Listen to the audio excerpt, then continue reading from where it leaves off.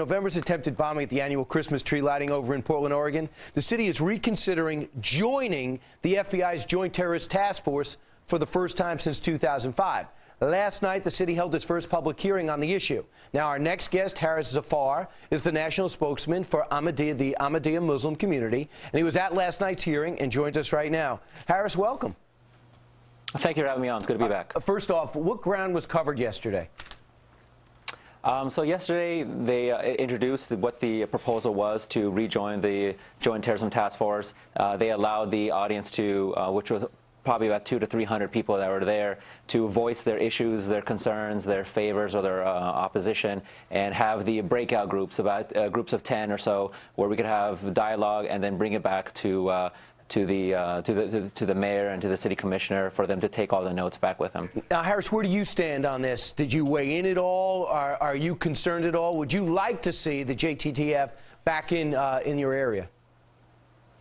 So it's an interesting topic.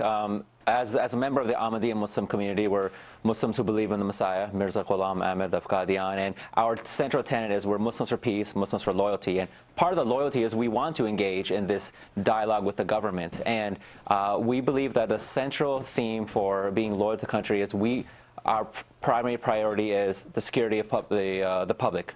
So public security is priority number one. So any program that can encourage and lead to greater security is what we would like. The issue, that the challenge they face is that the citizens of Portland are struggling to balance public security with concerns over the erosion of civil rights. And you would feel better if they dealt you in rather than freeze you out. I understand in 2005, the mayor wasn't even clued in to how these investigations are going. So if it's more inclusive, and being that President Obama seems to be more popular than President Bush in your area, this probably should get done. Well, it's interesting. The vast majority of the people that spoke yesterday spoke in opposition of the bill. I think the FBI has a lot of work ahead of them to repair some of the mistrust that is now permeated through Portland.